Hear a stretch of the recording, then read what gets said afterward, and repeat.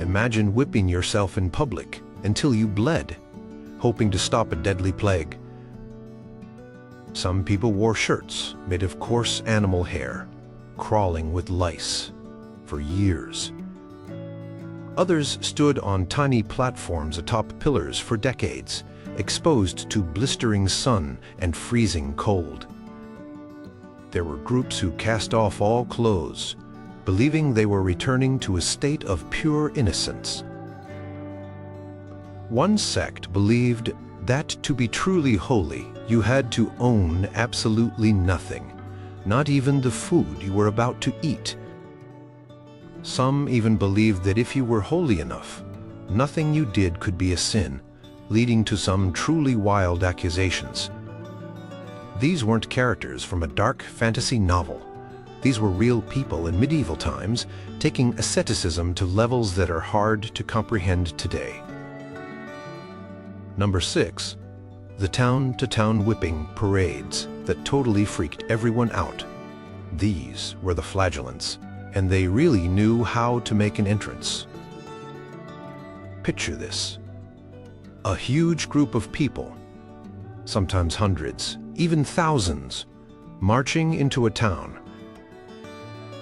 They were mostly men, but sometimes women and children joined in.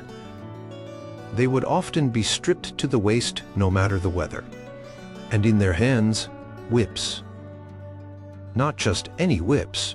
These were often leather scourges with multiple tails, sometimes with sharp pieces of metal or bone knotted into the thongs. Their main event was public self-flagellation, twice a day, and once during the night for 33.5 days, symbolizing the supposed years of Christ's life. They would gather in a public square or churchyard. They'd form a circle, often chanting prayers or hymns. Then the whipping would begin. They would lash their own backs and shoulders with ferocious intensity. Blood would fly.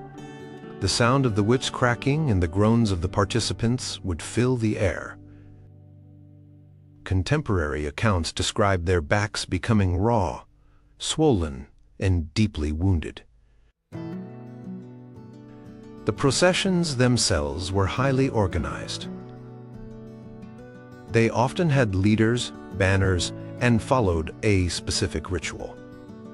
They would sing mournful songs, called Geisterlieder, flagellant songs, about sin and repentance. When they arrived in a new town, they would often circle the church before beginning their ritual. They didn't just whip themselves. They would also prostrate themselves on the ground in various symbolic postures, such as in the shape of a cross, or lie down as if they were on a crucifix. Sometimes they would strike the ground, confessing their sins aloud. Why on earth would they do this? The most famous wave of flagellant activity happened around the time of the Black Death, the devastating plague that wiped out a massive portion of Europe's population in the mid-14th century. Many people believed the plague was a punishment from God for humanity's sins. The flagellants thought that by performing this extreme public penance, by voluntarily taking on suffering, they could appease God's wrath and persuade him to lift the plague. It was a desperate act in a desperate time. They saw themselves as imitating Christ's suffering to save the world.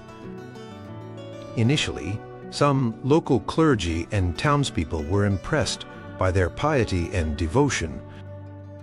Some even welcomed them, hoping their prayers and penance would indeed work. But things started to go sideways. The movement became incredibly popular and spread rapidly across Germany, the Low Countries, and France. As they grew, some flagellant groups started to develop their own distinct beliefs and practices that put them at odds with the established church. Some flagellant leaders claimed to have direct revelations from God, or to have received letters from heaven commanding their actions. They sometimes criticized the church clergy, accusing them of corruption or of not doing enough to address the spiritual crisis.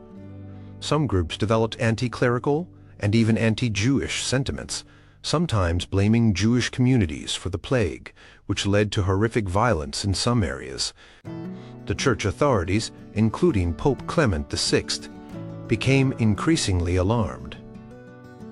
He was concerned about the movement's lack of ecclesiastical control, their potential for stirring up social unrest, and their unorthodox claims.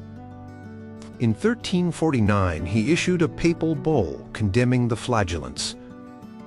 He ordered them to disband and forbade the public whippings. Secular authorities also began to suppress the movement, fearing public disorder. Despite the condemnation, flagellant movements did pop up again in later centuries, especially during times of crisis or religious fervor, though usually on a smaller scale. They were a stark example of how extreme fear and religious belief could combine to produce some truly intense public displays of ascetic devotion, or what they perceived as devotion. They walked from town to town, covered in their own blood, a vivid, moving spectacle of pain and penance. Number 5. The pure ones, who thought steak was evil, and sex was a trap. These were the Cathars, also known as Albigensians, particularly in southern France. They flourished mainly from the 11th to the 13th centuries and had a belief system that was radically different from mainstream Christianity. At the heart of it was dualism. They believed in two opposing principles: a good God who created the spiritual world, and an evil God, or Satan, who created the material world, including human bodies. This belief had massive implications for how their most devout members, known as perfects, or perfecti for men, perfectae for women, lived their lives. Since the body and all material things were seen as inherently evil, or at best a trap for the soul, the perfects aimed to detach themselves as much as possible from the physical world. Their diet was incredibly strict. They were hardcore vegetarians. Not only did they avoid meat, but they also abstained from anything that came from sexual reproduction, which they considered a product of the evil material creator. This meant no eggs, no cheese, no milk, no butter. Fish were sometimes allowed because medieval people believed fish reproduced asexually, which is pretty wild in itself. They also engaged in frequent and lengthy fasts, sometimes abstaining from all food for several days or restricting themselves to just bread and water for periods like Lent. Some accounts suggest fasts lasting up to 40 days. Sex and marriage were completely off limits for the perfects. Since procreation trapped more souls in evil matter, they saw it as a terrible thing. They lived lives of absolute celibacy. The body was a prison, and creating more bodies was just adding more cells to that prison. The life of a perfect was one of constant prayer, contemplation, and itinerant preaching. They traveled often in pairs, ministering to their followers known as believers, credents. They wore simple, dark robes and aimed to live lives of poverty, rejecting worldly possessions. The perfects were highly respected by their believers for their austere lifestyle and their perceived holiness. To become a perfect was a huge commitment. It involved a special ritual called the consolamentum. This was a laying on of hands ceremony which they believed transmitted the Holy Spirit, cleansed the recipient of sin, and allowed their soul to return to the good God after death. For most believers, the consolamentum was received on their deathbed, as living the life of a perfect was incredibly demanding. If a perfect who had received the consolamentum sinned, for example, by eating forbidden food or breaking celibacy, they would have to undergo the ceremony again. Some perfects, especially if they were very ill and feared they might unconsciously break their vows, like eating meat if they became delirious, would undertake a ritual fast to the death called the Endura. This was seen as a way to ensure their soul's salvation by dying in a state of purity. It wasn't considered suicide in their view, but rather a final act of detachment from the evil material world. The Cathars had their own clergy and rejected many of the sacraments and practices of the Catholic Church. They didn't believe in infant baptism, the Eucharist as understood by the Church, or the veneration of saints or relics. They considered physical churches to be unnecessary, often meeting in houses or other simple buildings. They had their own interpretations of Scripture, particularly the New Testament. Their beliefs and growing influence were seen as a major threat by the Catholic Church. After attempts at conversion through preaching failed, Pope Innocent III launched the Albigensian Crusade in 1209. This was a brutal decades-long war that devastated the Languedoc region of southern France, where Catharism was strongest. Thousands were killed. Following the Crusade, the Inquisition was established to root out any remaining Cathars. Hunted, persecuted, and forced to convert or flee, Catharism was largely extinguished by the mid-14th century. The pure ones, and their extreme rejection of the material world, ultimately couldn't survive the very material forces arrayed against them. Number 4. Living on a pillar for 37 years. Meet Saint Simeon Stylites. Yes, you read that right. Not just a pillar, but the top of a pillar, for decades. This form of extreme asceticism, known as Stylitism, from the Greek word stylos, meaning pillar, took dedication to a whole new literal level. The most famous of these pillar saints was Simeon Stylites the Elder, who lived in Syria in the 5th century. Simeon started his ascetic life in a monastery, but even the monks found his self-imposed austerities too much. He would reportedly wear a rope made of twisted palm fronds so tightly around his waist that it cut into his flesh and became embedded. After being asked to leave the monastery, or perhaps leaving because he felt it wasn't strict enough, he lived as a hermit in a small hut for a while, and then in a cave. He once had himself walled up for the 40 days of Lent without food or water, a feat that nearly killed him. But it was his decision to live on a pillar that really cemented his fame. He started with a relatively short pillar, maybe around 9 feet high.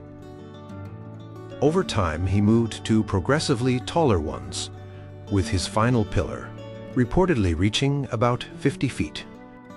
The platform at the top was tiny, perhaps only a few square meters, offering little protection from the elements. He was exposed to the scorching Syrian sun in summer and the cold winds and rain in winter. How did he survive? Well, he didn't exactly come down for snacks. Food, mainly lentils and water, would be hoisted up to him by local villagers or his disciples using a bucket or a ladder that was occasionally propped against the pillar. He spent his days in prayer, meditation, preaching to the crowds that gathered below, and giving spiritual advice. He would reportedly stand for long periods, sometimes bowing repeatedly in prayer. One contemporary claimed he bowed over 1,000 times a day. He also had to deal with, well, bodily functions. It's thought he had some sort of earthenware pipe or channel for waste. Simeon's pillar wasn't in some remote, inaccessible spot. It became a major pilgrimage site. People came from all over the Roman Empire and even beyond to see him, hear him preach, or ask for his prayers and blessings. He was seen as a powerful intercessor with God, a holy man whose extreme self-denial gave him special spiritual authority. He advised emperors, settled disputes, and was credited with miracles. Why live on a pillar? For Simeon and other Stylites, it was a radical way to escape the temptations of the world, to achieve spiritual purity through physical hardship, and to be closer to God, both metaphorically and, well, a little bit literally. It was also a very public form of penance and devotion. His body suffered immensely. Accounts mention ulcers, infections, and the general decay that came from such an exposed and immobile existence. One story says that when he died, his body remained standing in prayer. Simeon Stylites wasn't the only one. His example inspired a whole tradition of pillar hermits, mainly in the Eastern Christian world, Syria, Palestine, Egypt, Byzantium, though a few were found in the West. Daniel the Stylite, for instance, lived on a pillar near Constantinople for 33 years. There were even female Stylites, though they were rarer. Some Stylites chained themselves to their pillars. This extreme form of asceticism gradually died out over the centuries, though it persisted in some areas for a remarkable length of time. It's a mind-boggling demonstration of religious conviction and endurance.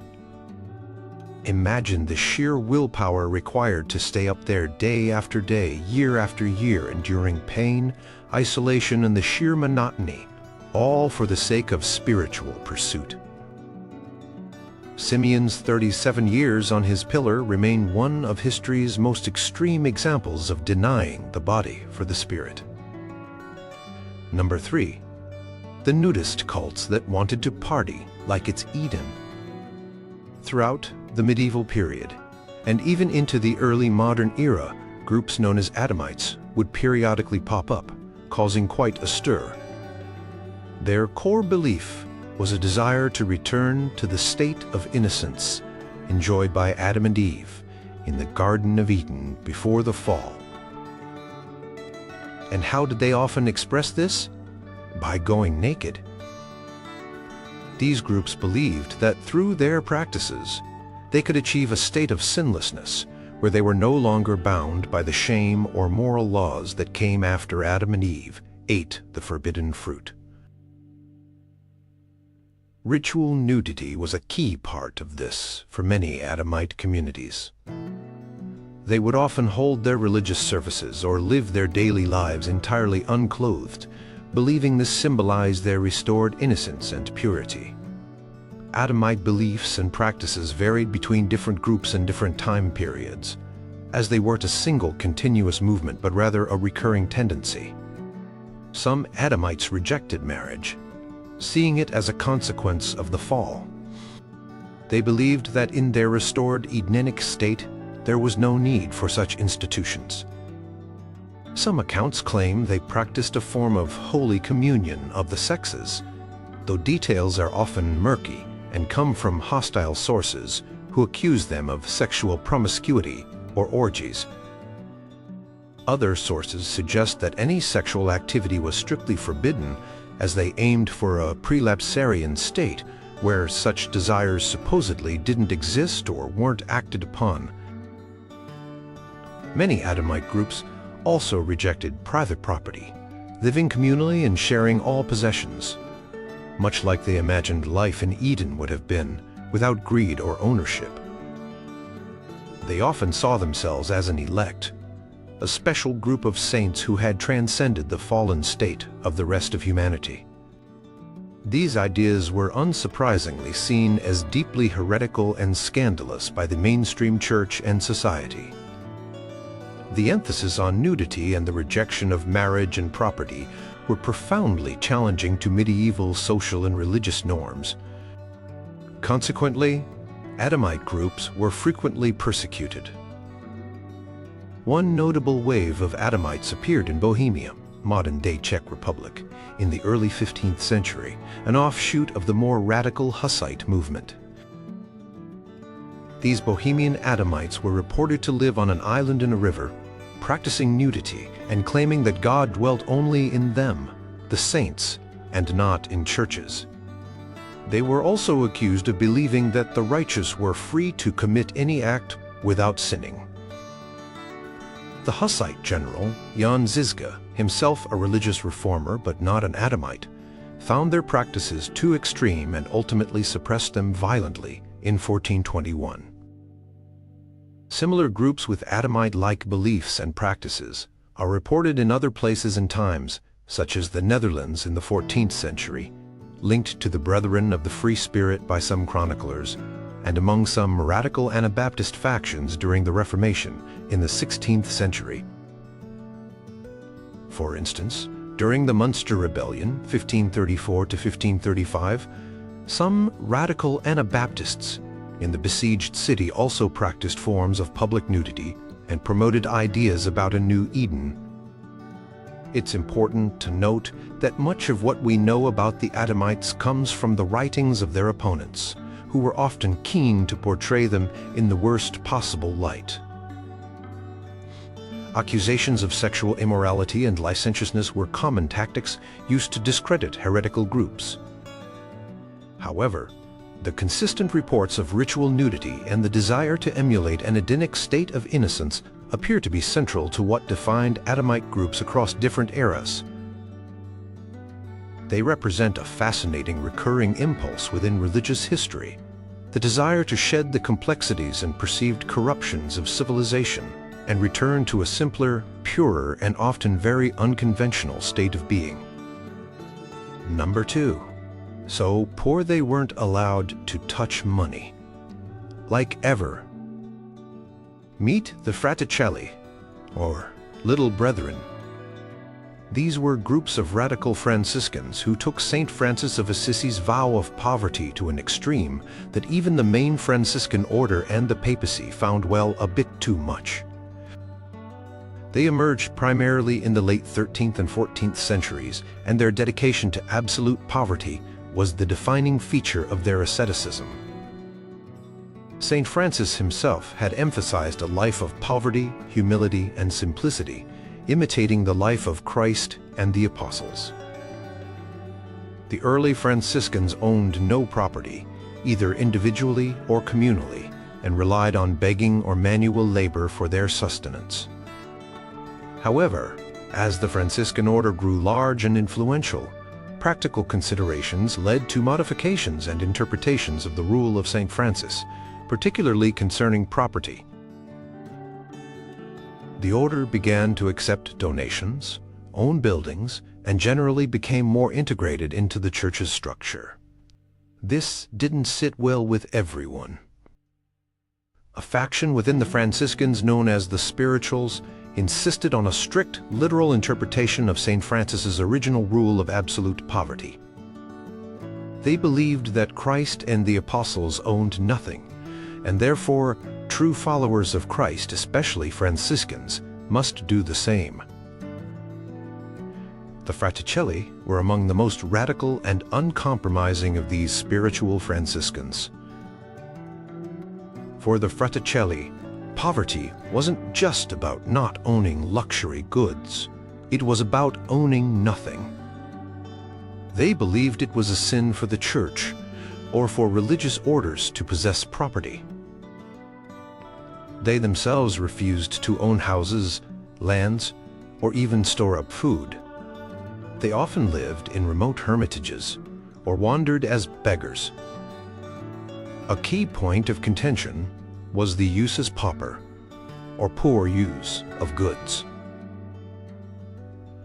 The mainstream order argued that they could use things, like monasteries or books, without technically owning them, ownership being vested in the Holy See, for example. the Fraticelli rejected such distinctions as compromises. One of the most striking aspects of their commitment to poverty was their attitude towards money. Following what they believed to be St. Francis's direct injunctions, many Fraticelli refused to even touch coins. If they were given money as alms, they might ask the donor to give it to someone else who was needy, or they would use a stick or a third party to handle it. This was a powerful symbolic rejection of the corrupting influence of wealth. Their clothing was typically rough and patched, reflecting their poverty. They endured harsh living conditions, often lacking adequate food and shelter, as a deliberate spiritual discipline. This extreme poverty was seen as essential for spiritual perfection and for truly following Christ. Their radical stance on poverty inevitably brought them into conflict with the ecclesiastical hierarchy. Popes like John XXII, in the early 14th century, issued bulls condemning the Fraticelli's views, particularly their assertion that Christ and the apostles owned no property. This doctrine was declared heretical. The Fraticelli, in turn, often viewed the wealthy, property-owning church as corrupt and argued that popes who contradicted the ideal of apostolic poverty were themselves heretical. Some Fraticelli groups even came to believe that the Roman Church had become the whore of Babylon, described in the Book of Revelation, and that the true church consisted only of those who embraced absolute poverty. This led to intense persecution. Many Fraticelli were excommunicated, imprisoned, and some were even burned at the stake by the Inquisition as heretics. They were hounded across Italy and southern France, finding refuge in remote areas or sometimes under the temporary protection of sympathetic local rulers. Despite the persecution, various Fraticelli groups persisted for a surprisingly long time, some into the 15th century. They represented a powerful current of religious idealism and social critique within medieval Christianity. Their extreme asceticism, focused entirely on the rejection of material possessions, was a constant uncomfortable challenge to a church that was often deeply enmeshed in worldly power and wealth. They truly believed that to be holy, one had to be utterly, completely, and literally poor. Number 1. The sin is impossible for us. Crew that drove popes wild. Topping our list for sheer mind-bending spiritual claims and the controversy they stirred are the individuals and groups often labeled, usually by their opponents, as the Brethren of the Free Spirit or the Heresy of the Free Spirit. This was less a single organized cult and more a loose current of mystical and antinomian against the law ideas that appeared in various parts of Europe, particularly from the 13th to the 15th centuries, in places like Germany, France, the Low Countries, and Italy. The core idea, as reported by inquisitors and hostile chroniclers, was that a person could achieve such a perfect state of union with God or spiritual enlightenment that they became incapable of sinning. Whatever they did was no longer a sin because their will was supposedly perfectly aligned with God's will. This was often described as a state of seraphic liberty or spiritual freedom. How did one allegedly reach this state? Practices associated with achieving this free spirit sometimes involved intense inward contemplation, mystical prayer, and a radical detachment from worldly concerns. This detachment could in itself be a form of extreme asceticism, a mental and emotional renunciation of all earthly attachments, desires, and even societal norms.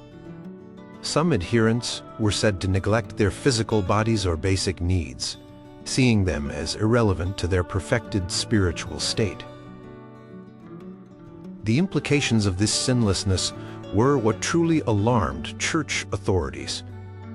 If a perfected individual could not sin, then in theory, they were no longer bound by the moral laws of the church or society. This led to accusations that adherents of the free spirit engaged in all sorts of scandalous behavior, believing it was permissible for them. Opponents claimed they rejected the sacraments of the church, like confession or the Eucharist, as unnecessary for the perfected. They were accused of disregarding fasting rules, work obligations, and even laws regarding property or sexual conduct. Inquisitorial records and theological condemnations are filled with lurid claims. Some free spirit adherents were accused of believing that acts like theft or promiscuity were not sinful if performed by someone in this state of spiritual perfection.